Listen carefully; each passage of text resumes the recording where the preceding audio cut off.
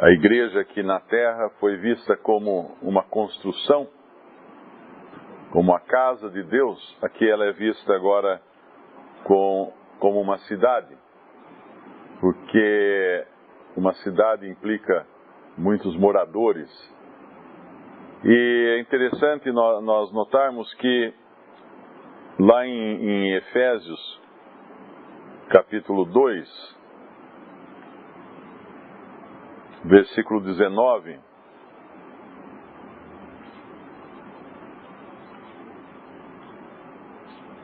assim que já não sois estrangeiros nem forasteiros, mas concidadãos dos santos e da família de Deus, edificados sobre o fundamento dos apóstolos e dos profetas, de que Jesus Cristo é a principal pedra da esquina, no qual todo edifício bem ajustado cresce para templo santo no Senhor, no qual também vós, juntamente, sois edificados para a morada de Deus no Espírito.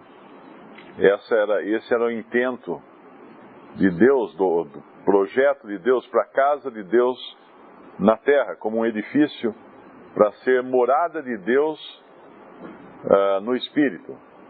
Infelizmente, essa casa de Deus, ela se transformou numa grande casa, ela se deteriorou naquilo que foi deixado nas mãos dos homens, e nós vemos as consequências disso em Apocalipse capítulo 18, versículo 2, quando fala da Babilônia a grande meretriz, e clamou fortemente com grande voz, dizendo: caiu, caiu a grande Babilônia, e se tornou morada de demônios, e coito de todo espírito imundo, e coito de toda ave imunda e aborrecível. Aquilo que era para ser a morada de Deus em espírito, no espírito, se transformou na terra, nas mãos dos homens, em morada de demônios. Mas, obviamente, Deus não é frustrado nos seus planos, e aqui, o que nós vemos agora, no capítulo 21, é essa cidade santa. O versículo, acho que já foi comentado aqui, o versículo 10 do capítulo 21, algumas versões trazem: levou-me o Espírito a um grande alto monte e mostrou-me a grande cidade. Esse grande aí não tem no original, aí seria santa cidade, porque grande cidade é Babilônia. E a Jerusalém celestial, ela é santa cidade. E aqui ela tem também fundamentos, ela tem muros, ela tem portas. Por quê? Porque ela vai ter uma interação com a terra, com o reino de Cristo na terra durante o milênio. E nós sabemos que o reino milenial de Cristo na terra, ainda que todas as coisas serão reformadas, serão um reino de justiça e de paz, ainda assim haverá pecado que será julgado a cada manhã. Então essa cidade, na sua interação com a terra, ela tem muros, porque o muro nos fala de separação, e ela tem portas, que também nos fala de algo seletivo, né? Você abre a porta para um, mas não abre a porta para outro. E ela termina logo no final, dizendo que as nações, no versículo 24, andarão à sua luz, e os reis da terra trarão para ela sua glória e honra. Haverá reis na terra, haverá governos na terra, que estarão interagindo então com essa Jerusalém. E a ela trarão a glória, versículo 25, e as suas portas não se fecharão de dia, porque ali não haverá noite. E a ela trarão a glória e a honra das nações, e não entrará nela coisa alguma que contamine e cometa abominação e mentira, mas só os que estão inscritos no livro da vida do Cordeiro. Um outro detalhe interessante também é o versículo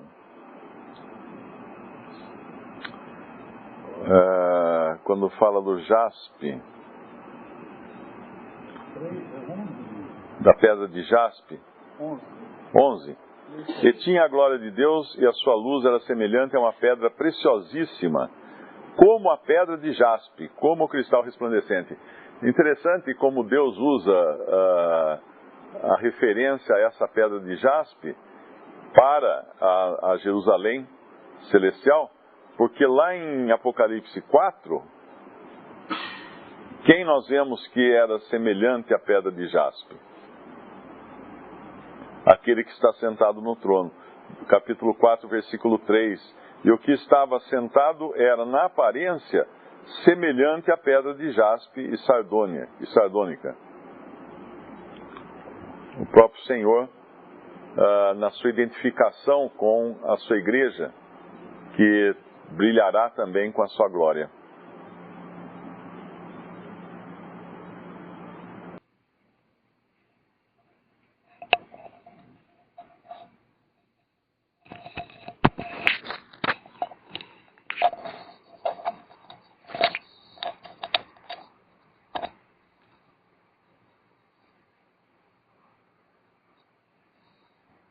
Alguns detalhes interessantes também, no versículo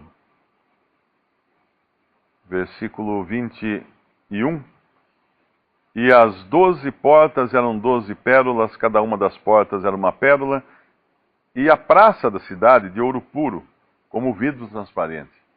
Algumas versões, como a do Darby, fala a rua da cidade, uma outra versão fala a avenida da cidade, mas, de qualquer maneira, nenhuma delas mostra algo plural. E existe pelo menos um hino que eu já escutei, que diz, por ruas de ouro andarei. Na verdade, não tem ruas de ouro. Não sei se existe na Bíblia alguma referência a ruas de ouro, mas eu acredito que a pessoa que escreveu o hino devia estar falando de Jerusalém aqui, da Jerusalém Celestial, mas ali não existirão ruas de ouro, porque todo mundo vai morar no mesmo endereço. Então é singular, é rua ou praça. Nelson leu sobre o versículo 3 em diante. Isso deve ter sido comentado a semana passada, mas a diferença em relação a isso que o irmão está falando, que chama a atenção, é que do versículo 1 ao versículo 8, nós não entendemos muito bem, claro, mas segundo o que os irmãos têm ensinado, ele estaria relacionado ao estado eterno.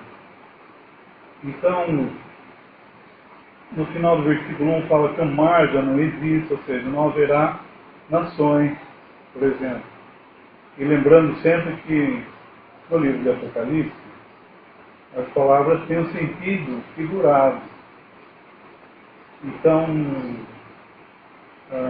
quando ele fala no versículo 2, 21:2, a Santa Cidade, está falando a Nova Jerusalém, as características são as mesmas. No versículo 10, por exemplo, que foi mencionado pelo irmão.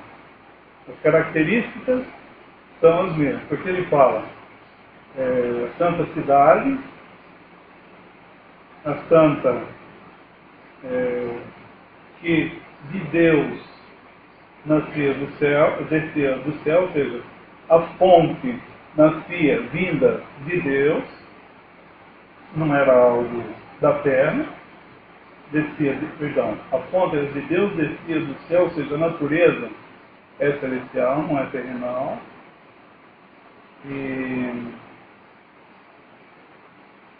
E tem várias coisas no versículo 3, ele está falando do tabernáculo de Deus com os homens. Esses homens seriam outros santos celestiais, eu tenho anotado aqui na minha Bíblia. No versículo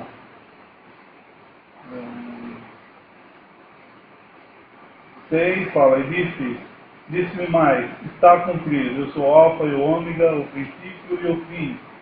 A quem quer que tiver sede, de graça lhe darei da fonte da água da vida. Quem vencer, ele dará todas as coisas, eu serei seu Deus, ele será meu filho.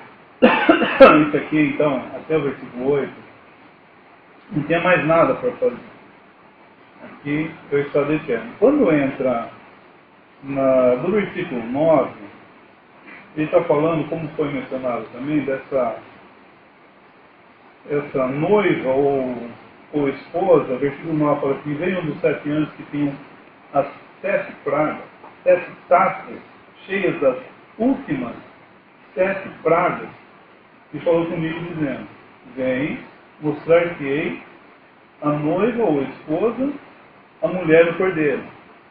Então aqui vai se falar dessa Santa Jerusalém, que vai estar relacionada com o milênio. Então, nesses 1000 anos, o Senhor Jesus vai reinar. Importa que ele reine. Ontem nós não lemos lá em... Vamos só voltar no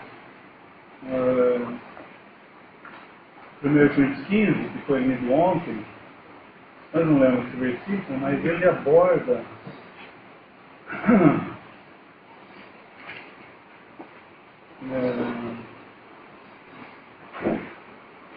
1 Coríntios capítulo 15, no versículos 25 e 26. Então no 24 ele entrega o reino. No 25 fala assim, porém, porque 15 e 25, porque convém que reine o Senhor, até que haja posto a todos os inimigos debaixo de seus pés. Então, ora, o último inimigo que há de ser aniquilado ou anulado é a morte. Então, nesse momento, no milênio, ainda haverá, num certo sentido, inimigos. Claro que eles vão estar subjugados, ao poder, à justiça, porque o pecado vai ser julgado a cada manhã. Estou falando isso porque faz mais uma alusão, voltando ao Apocalipse 21, que esse talvez seja o sentido dos muros que estão mencionados, que é mencionado nesse trecho que foi lido também, que o irmão mencionou, de 9 a 27, e vai tratar dessa Jerusalém no milênio. E não é uma cidade que vai descer do céu, assim, não é uma cidade como nos moldes que nós estamos vendo hoje, né? Ela o irmão escreve que fala no caso da cidade, fala de um sistema de vida organizado, eu até marquei para falar das palavras dele, sobre um governo ordenado, ou seja, esse governo em ordem, segundo Deus, seguindo a ordem de Deus, vai existir no milênio. Então essa cidade é esse sistema organizado de vida. Então ele vai falar da administração, por isso que talvez seja citado o número 12 aqui várias vezes. E nessa cena milenial, porque ele fala, no versículo 12 fala um grande alto muro, com 12 portas, e nas portas 12 anjos. Não é que vão haver portas, não é que vai haver, está escrito aqui, versículo 12, e nomes escritos sobre ela, que são nomes das 12 tribos de Israel, sempre relacionado ao número perfeito da administração, o 12, né? Assim como 8, o novo foi mencionado ontem, o número 8, como uma nova, vindo depois do 7, que é a perfeição, mas o 8 como iniciando uma nova ordem de coisas. Aqui o 12 significa essa administração, segundo o que o irmão escreve. Então, nós vamos ver essas 12 portas. No versículo 16, eu estou tendo cautela para falar essas coisas, porque eu não tenho muito bem certo comigo. Então estou compartilhando somente aquilo que os irmãos têm ensinado e aquilo que eu lembro também, que eu tenho marcado na Bíblia. Então os irmãos, julguem isso que eu estou dizendo. No versículo 16, também fala, no 14 ele fala também de 12, né? E o muro da cidade, versículo 14, e o muro da cidade tinha 12 fundamentos, e neles os nomes dos 12 apóstolos do Cordeiro. No versículo 16, fala assim, E a cidade estava situada em quadrado, e seu comprimento era tanto como a sua largura. E mediu a cidade com a cana até 12.000 estades. Depois, no versículo 17, fala, e mediu seu muro de 144 côvados, ou seja, 12 vezes 12 côvados. 12 vezes 12, 144. Depois tem no versículo 21, fala, e as 12 portas eram 12 pérolas. Em Apocalipse 22, 2 também fala dos 12. No meio da praça, 22, 2. No meio da sua praça e de outra banda do rio estava a árvore da vida, que produz 12 frutos, dando seu fruto de mês em mês. E as 12 folhas da árvore são para a saúde das nações. Então, estou mencionando isso como esse 12 tendo esse aspecto da perfeição administrativa. Então, a igreja vai ter esse patamar no milênio. Os anjos vão estar, no versículo 12 fala, no versículo 12, um grande alto muro, com 12 portas, e nas portas 12 anjos, e o nome dos escritos sobre elas, que são os nomes, e nomes escritos sobre elas, que são os nomes das 12 tribos de Israel. Então, vai haver necessidade, como eu comecei dizendo, vai haver necessidade desse muro, por assim dizer. Como é linguagem figurada, não é propriamente, não está dizendo, como posso dizer, uma pessoa que é inteligente, um sábio, fala assim, esse Francisco é um poço de sabedoria. O Francisco não é um poço. Ele quer dizer que ele é uma pessoa muito sábia. Então, quando está falando aqui da cidade, não é propriamente a cidade em si, nos modos, repito, como nós vimos hoje. Só que, nesse lugar vai haver muros, ou seja, uma separação onde o mal que vai existir no milênio não entrará nesse lugar. E as portas estão aí para isso também. Só entra, por assim dizer, aquilo que é de Cristo. Então, tem esse aspecto da separação também. Então, como vai haver inimigos no milênio, no estado eterno, não. Aqui, mas no milênio, sim. Os inimigos, nós vamos ver, eu estou mencionando isso, porque no final de 1000 anos, Satanás vai ser solto. E ele vai arrebanhar após si um enorme exército. Nós vemos isso em Apocalipse também, nós já vimos. Então, só para diferenciar, eu estava querendo diferenciar, não estou sendo muito claro, talvez porque eu não conheço muito bem, mas diferenciar esses primeiros versículos até o versículo 8, que o Nelson leu, e agora esse que o irmão comentou e nós estamos comentando, do versículo 9 em diante, que é a Jerusalém celestial, no aspecto, na sua relação no milênio, na sua atuação no milênio. Nós estamos vendo. Então, por isso nós estamos vendo coisas, certas características que nós não vamos ver nessa Jerusalém no estado eterno. É sempre importante lembrar desse caráter simbólico do Apocalipse, de figuras, porque muita gente perde tempo tentando imaginar, desenhar, inclusive, já vi desenhos, né, como é que é essa cidade, era um cubo flutuando sobre a terra, aí já vem questões como quanto pesa essa cidade, ou que propulsão ela usa para ficar no ar sem cair, e aí vem todas as coisas, que nem falar assim, eu vi um trono no céu, puxa, mas quem levou esse trono até lá no céu, que material que é feito, como é que ele para lá? Obviamente são todas coisas simbólicas. É como quando fala o rei estabeleceu o seu trono. Ninguém vai perguntar, mas ele pôs mais para lá ou mais para cá? Não, ele estabeleceu o seu governo. E é importante sempre trazer isso à mente, porque na leitura a gente volta e meia escorrega para o material, né? Para o físico, para a coisa tangível, porque o nosso cérebro às vezes se perde aí, tentando imaginar a coisa como de forma visível, mas não é.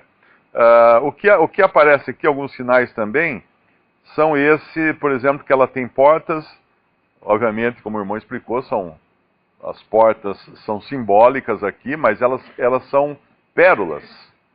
E quando a gente pensa na pérola, a gente lembra da parábola da pérola de grande valor que o senhor encontra, que a pérola é uma figura da igreja, porque a pérola ela tem um brilho, né, uma luz refletida, e ela não tem começo nem fim, ela é uma esfera perfeita.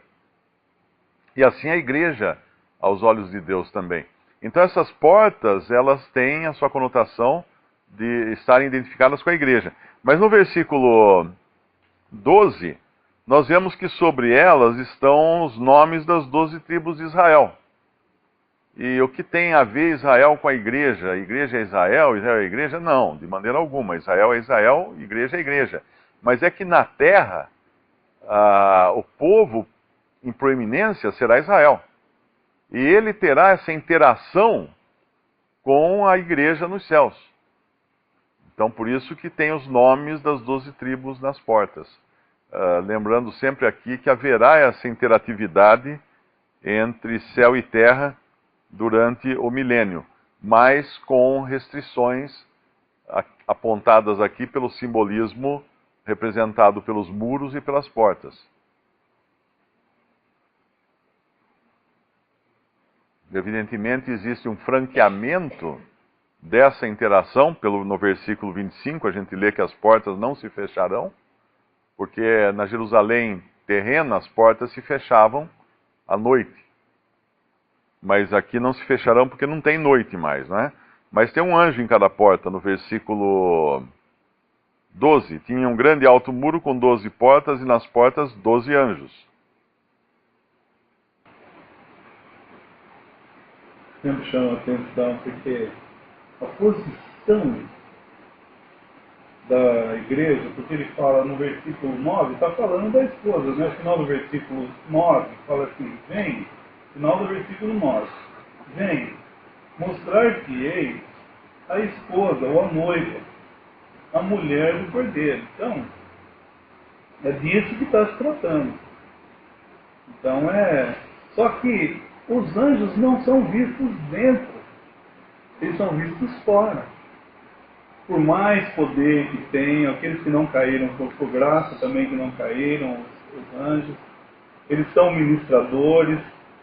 Não sei que tipo de relação que vai haver, mas eles são ministradores, a gente vê isso em Hebreus também. Mas eles estão fora. Então isso é muito precioso, porque ela vai estar adornada, pensando assim, olha irmão, ela vai estar adornada com a glória de Deus. Então ela vai resplandecer a glória durante o milênio. Isso é um aspecto que a gente vê. Vamos ler esse versículo. Mário leu Efésios 2. Vamos ler Efésios 2. Do propósito de Deus, né? Que é riquíssimo em misericórdia. Porque hoje nós estamos falando assim, num certo sentido, claro que ali está falando de toda a igreja, mas está falando de nós. Deus está satisfeito conosco, porque nós somos em Cristo vivos, né? É um outro assunto, né? Nós estamos falando de glória aqui, mas é um outro assunto. É só para manter vivo isso para nós. Nós estamos fazendo parte disso. Por fé a gente toma posse, né? Por fé. Então, no capítulo 2 de Efésios, nos 3 primeiros versículos, ele vai falar da parte do homem. O que tinha o homem? Como que éramos nós, judeus, gentios? Como era? Mortos em nossas ofensas e pecados. Quer dizer, não é que tinha aquele lá está resplandecendo uma glória, Deus fala assim, puxa, então eu vou levar isso aí. Não. Mortos em delitos e pecados, versículo 4, fala assim, mas Deus, aí o aspecto de Deus, que é riquíssimo em misericórdia, pelo seu muito amor com que nos amou, estando nós ainda mortos em nossas ofensas e pecados, nos vivificou. Tem uma série de parentes aqui, eu não quero entrar nesse assunto para não alongar e vai desviar um pouco a atenção. Mas ficaria assim, com o seu muito amor que nos amou, com que nos amou, versículo 5, Efésios 2, tirando os parentes, diz assim, nos vivificou juntamente com Cristo e nos ressuscitou juntamente com Ele, olha só, e nos fez assentar nos lugares celestiais em Cristo, agora o versículo preferido. Versículo 7. Para mostrar nos séculos vindouros, vamos ver o milênio, séculos vindouros, milênio, as abundantes riquezas da sua graça, ou seja, Deus sendo graciosíssimo, nós estamos vendo a abundante riqueza da graça de Deus, nós estamos nesse princípio, né? Porque ele vai falar mais para baixo, pela graça e tal. Não pelos méritos, mas pela graça, no princípio de graça. E nem no princípio de obras, como a gente vê no versículo 9 de Efésios 2. Então ele está falando assim, para mostrar, no versículo 7, para mostrar nos séculos vindouros as abundantes riquezas da sua graça, pela sua benignidade, para conosco em Cristo Jesus. Isso foi dado de fato. Não está somente no coração de Deus, isso já é nosso. Então, ele vai mostrar nos séculos vindouros a sua glória. Voltando lá para Apocalipse 21. Guardando isso em mente, ele vai mostrar. No capítulo 21 de Apocalipse, versículo 10, fala assim, elevou-me em espírito a um grande e alto monte, e mostrou-me a cidade. A grande cidade, o irmão já mencionou, porta, né? Ou a santa cidade, Jerusalém, que de Deus descia do céu. Ele está falando da esposa, a mulher do cordeiro, a noiva. Agora, e tinha a glória de Deus. Lembra que nós vemos lá em Efésios? Para mostrar, agora ele está mostrando a glória de Deus. O anjo não está dentro. Nós vimos no versículo 12. Mas no versículo 11 fala assim, e tinha a glória de Deus, ou seja, ela é ou está adornada com a glória de Deus, e ela vai ser usada para transmitir, mostrar, brilhar aquela glória diante do mundo. Estamos falando de novo da esposa do Cordeiro. Então, Paulo não escreveu à igreja de Éfeso dizendo assim, para mostrar nos séculos vindouros, essa Jerusalém, nós estamos tratando no século vindouro, é esse período. Não é, repito, o estado eterno. É nesse período. Então, o que vai acontecer? E tinha a glória de Deus. Ela vai estar adornada com a glória de Deus. Isso é maravilhoso, porque isso vai ser glória para Deus. As pedras, como nós vemos aqui, nós não vemos, e cada pedra, cada porta tem um significado. Eu estou temeroso em falar porque eu não tenho certeza, mas cada um tem um aspecto, cada um tem os seus significados. E claro, muitas coisas ultrapassam a nossa capacidade de compreensão também, mas só que nós falamos sobre isso e o Espírito Santo pode revelar a alguém algo que de alguma maneira possa redundar em honra e glória ao Senhor aqui. Ainda que sejam assuntos que nós mesmos não dominemos. Então, essas pedras, porque ele vai falar também das pedras, é no versículo 19, que fala os fundamentos, versículo 19, os fundamentos do muro da cidade estavam adornados de toda pedra preciosa. O primeiro fundamento era, o irmão mencionou, jaspe.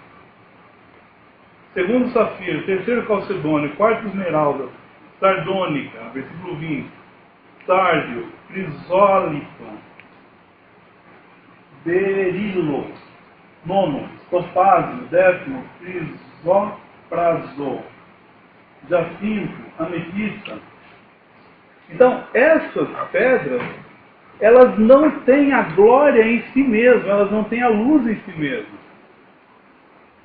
Olha só como é importante, irmão. As pedras, elas não têm a luz, elas não brilham por si só, mas elas vão resplandecer a glória de Deus. Então, o ponto fundamental dessa noiva estar tinha a glória de Deus, não é que ela tinha em si mesma, mas ela vai resplandecer a glória, assim como as pedras são. Então, toda essa glória vai ser manifesta, repito, no milênio. E todos verão essa glória. Interessante, porque ainda assim, isso não vai mudar, impressionante isso, que não vai mudar o coração do homem. Depois de ver tudo isso, esse homem, um reino de justiça, não vai mudar. Percebe como tem que haver uma intercessão graciosa de Deus? Uma maneira misericordiosa no que Ele tem que tratar conosco, seja em qual momento, seja em qual era, seja em qual tempo Ele trata com o homem, tem que ser na base da graça. Quer dizer, nós estamos sentados aqui, e qual o princípio? Da graça. Porque se não fosse a graça, a gente não ia estar sentado junto aqui. Cada um já tinha tomado, porque são pessoas diferentes, características diferentes, muitas coisas diferentes. E Deus não dá opções para nós e faz nos sentar juntos aqui. Nesse momento que nós estamos lendo, a glória vai brilhar. Mas não que as pedras tenham glória em si mesmas, mas vai brilhar a glória de Deus. Isso é maravilhoso. Ou seja, com tudo isso, que nós vamos ver a glória dele. Tudo isso vai redundar, quando Deus determinou que haveria uma noiva, haveria uma esposa para o Cordeiro, a glória vai ser dele. Toda a honra e toda a glória vai ser dele. E é maravilhoso a gente contemplar a glória. Chega num determinado momento, se a gente vai fazendo ligações, você fala assim, puxa vida, então é claro que os anciãos vão pegar aquelas coroas e vão lançar os pés de quem? Vão lançar os pés dele. Por quê? Porque é tudo glória redundando e voltando a ele. Isso é maravilhoso, né? A gente está nesse terreno, contemplando, sabendo que posição nós fomos colocados, né? Que posição bendita. E ela é inabalável, independente do que eu venha fazer, de bem ou de mal. É claro que nós estamos falando aqui, dando uma carta, para falar, mas então quer dizer que a graça nós vamos usar e essa liberdade, como a gente sempre costuma dizer, vai se transformar numa libertinagem. Não é isso. Nós andamos na presença do Salvador, contemplando, falando, puxa vida, onde Ele me colocou, onde Ele nos colocou. Pessoas que não mereciam nada. Pessoas que ao inverso, mereciam outra coisa, que seria o lago do fogo. Mereciam isso, como descendentes, inclusive, de Adão. E nos colocam numa posição tão elevada. Agora nós estamos vendo aqui, essa Jerusalém, que vai, eu vou falar assim, não é correto. Talvez não seja correto, mas ela vai, por assim dizer, desfilar. Vamos por assim, ela vai resplandecer, melhor. Resplandecer, né, diante do mundo. Vai brilhar uma glória que pertence a Deus.